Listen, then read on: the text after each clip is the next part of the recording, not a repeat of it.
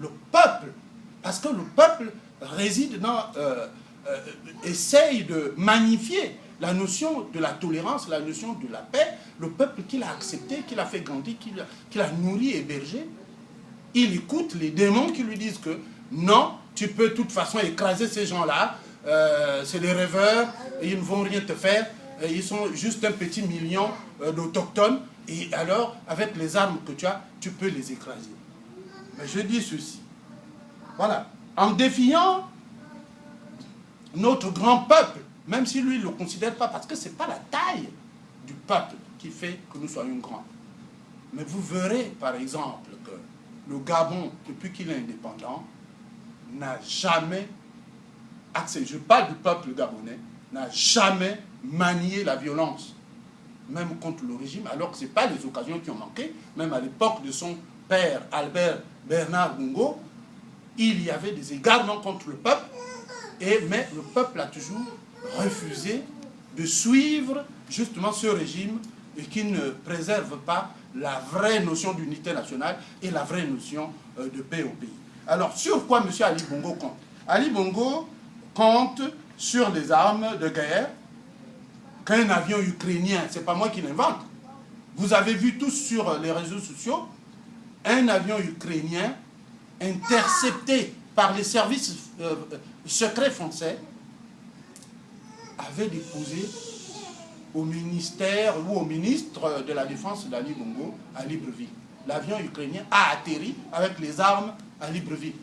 Ce n'est pas le peuple qui a commandé ces armes-là. Deuxième point, Ali Bongo compte sur ses nombreux mercenaires, parce que je vous rappelle encore que M. Ali Bongo est parti jusqu'au Rwanda, et il est parti aussi au Bénin, pour aller recruter des pauvres frères béninois et nos propres frères rwandais pour venir massacrer. Bon, bien sûr que c'est un recrutement à but électoraliste.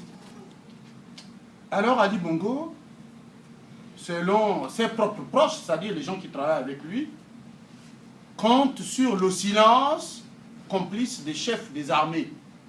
Je parle au chef de l'armée nationale, la gendarmerie nationale, au chef de la police nationale du Gabon.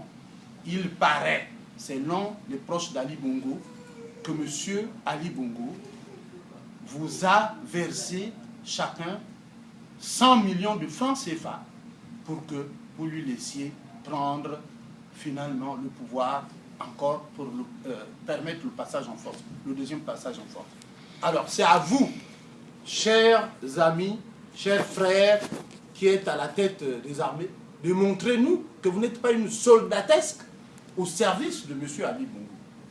Parce que quand on est dans l'armée, c'est une option, comme si on avait choisi d'être agriculteur. Il y en a qui choisissent d'être dans l'armée. Ça ne veut pas dire qu'on doit exécuter, si vous voulez, une certaine démarche criminelle contre le peuple. Alors, M. Ali Bongo compte aussi sur les 350, tenez-vous bien, 350 000, les gens parlent de 30 000, 350 000 étrangers que M. Ali Bongo a naturalisé pour des buts électoralistes. Ce n'est pas moi qui l'affirme, c'est son ministre de l'Intérieur qui a reconnu et donné un récépissé officiel à l'association dite des Gabonais, Gabonais adoptifs. Hein. Je crois que c'était ça, on avait vu ça. 350 000 étrangers. Et ça veut dire simplement que c'est la moitié de la population de Libreville. Ces gens-là, dans le but de se faire réélire. Ok. Donc, bref, Ali Bongo compte beaucoup sur la justice aux ordres. Vous voyez, M. Akombesi, qui est son partenaire et qui est directeur de cabinet, n'a pas du mal, vous le savez tous les jours, vous le voyez aussi, vous le constatez, n'a pas du mal du tout à arrêter toutes les cibles du pouvoir, jusqu'à vouloir arrêter même des candidats aux élections présidentielles comme lui. Donc vous comprenez que ce n'est pas une affaire simple, c'est une conspiration totale. n'oublions pas non plus que Ali Bongo compte énormément sur une presse nationale, très affaiblie d'ailleurs et puis au lieu d'être affaiblie seulement, elle est clochardisée. Parce qu'elle est clochardisée, pourquoi? On dit que ce sont des journalistes, mais en réalité c'est des clochards, parce qu'ils n'ont pas d'argent, ils ont des petits salaires qui font qu'ils sont obligés de suivre à Combessi quand ils veulent payer plus. Alors, ils ne peuvent plus être journalistes. Il n'y a pas de presse au Gabon en ce moment.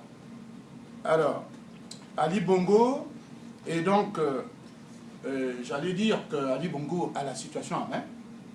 La situation en main, je veux dire qu'il contrôle le pays. Il joue à faire peur, parce qu'il a des armes. Bon, il intimide non seulement ses adversaires politiques, c'est-à-dire les candidats qu'ils traînent à la Sénap. À la Sénap, on leur dit, si, bon, dites à vos militants d'écrire, ils s'exécutent. Non seulement il intimide ses homologues candidats, mais aussi le petit million de Gabonais, bien sûr, qui tremblent de tous ses pieds. Parce que, bon, justement, les Gabonais savent que, au cas où il y aurait une guerre au Gabon, M. Akombessi et M.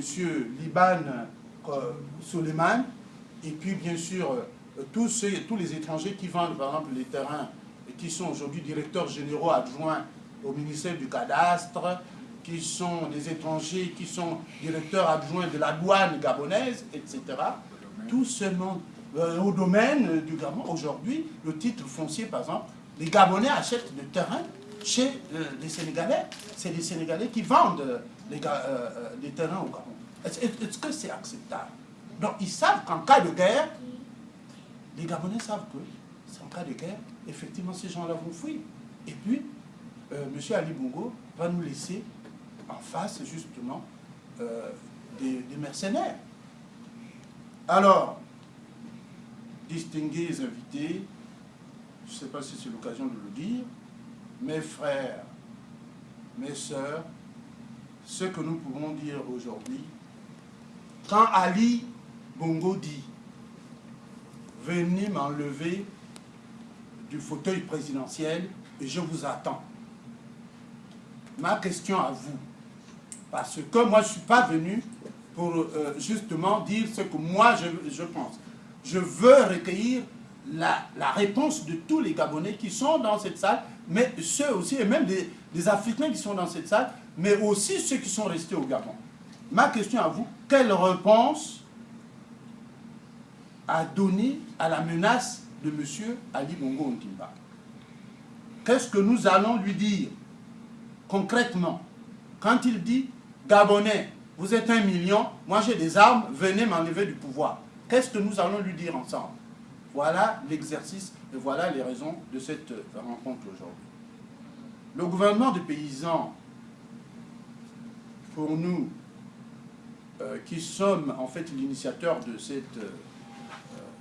cette belle formule de gouvernance, c'est-à-dire qui donnera à chaque Gabonais, chaque Africain, la possibilité justement de réaliser une entreprise pour arracher l'indépendance face au pouvoir qui écrase les Africains aujourd'hui dans chaque pays africain, parce qu'il n'y a pas d'indépendance financière, effectivement, tout le monde est au pied de chaque régime. Alors nous voulons sincèrement que ce gouvernement africain soit implanté dans tout le continent pour que nous essayions de sortir justement de cette prise d'otage au niveau de la conscience d'abord, mais au niveau physique aussi de nos pays respectifs. Alors, peuple de l'opposition, nous constatons que tu t'es scindé en 2 parties. Très concrètement, il y a eu le camp DTE, donc, comment ils appellent ça? Destitution, transition, élection. Et le camp électoraliste, c'est-à-dire ceux qui sont favorables aux élections. Voilà comment le Gabon est divisé par une seule personne, M. Ali Bongo Ondimba. Les Gabonais se sont retrouvés un camp DTE, un camp électoraliste. Mais moi je dis ceci, une opposition à 2 vitesses face à quelqu'un qui prend votre pays en otage? Quelle est votre réaction? Mais je fais des constats en tant que gouvernement des paysans, c'est-à-dire en tant que citoyen autochtone du Gabon. Moi, le constat que je fais est celui-ci. La destitution n'était pas une bonne chose, on ne peut pas en parler. Pourquoi? Parce que la destitution, ce n'est pas le peuple qui peut l'assurer, ce sont les institutions. Or, nous estimons, et nous le savons, et les candidats le savent, la destitution ne peut être réalisée que par les institutions dites démocratiques. Or, ces institutions ne sont pas du tout démocratiques. Elles sont au service d'un système politique. Et vraiment, je m'en voudrais même de pérorer, parce que si je me permets simplement de décrire quelles sont ces institutions, vous savez que depuis longtemps, M. Albert Bernard Bongo, dit Omar, avait créé ces institutions-là pour justement faire de la Cour constitutionnelle gabonaise, faire de l'Assemblée nationale gabonaise, faire du Conseil économique et social, faire du Sénat gabonais et justement de la primature aussi, pour faire justement que ces institutions-là soient des partenaires du pouvoir. Sont des partenaires du pouvoir, n'ont rien à voir avec une démarche tout à fait démocratique, etc. Donc on ne peut rien attendre de ces institutions-là. Et la preuve, d'ailleurs, aux dernières nouvelles, je crois que l'UPG reviendra là-dessus, il y aura aussi le service de droits de l'homme qui reviendra sur ce qui se passe aujourd'hui. Les dernières informations que nous avons démontrent que, effectivement, les institutions de la République ne sont pas des institutions démocratiques, mais que ce sont des instruments du pouvoir, et que d'ailleurs, vous verrez par exemple que M. Ginzouba Dama, qui a démissionné de l'Assemblée nationale, ne pouvait pas parler quand il était président de l'Assemblée nationale. Donc, en fait, il parle aujourd'hui parce qu'il est parti de l'Assemblée nationale. Ça veut dire qu'il était lié au pouvoir de M. Bongo en tant que président de l'institution. Donc, pourquoi alors nous demander destitution? Pourquoi faire la propagande de la destitution alors qu'on savait pertinemment que ce n'est pas les jeunes Gabonais, ce n'est non plus même les candidats qui peuvent justement organiser la destitution. Ce sont les institutions. Et les institutions ont refusé. Vous savez, on voit aujourd'hui Madame, comment elle s'appelle encore? Madame Boranjo et Monsieur Abogemba, qui aujourd'hui sont devenus des bègues. Quand on leur pose la question, que faisons-nous pour la candidature de M. Ali Bongo qui ne doit plus être acceptée? Il bégayent devant les caméras.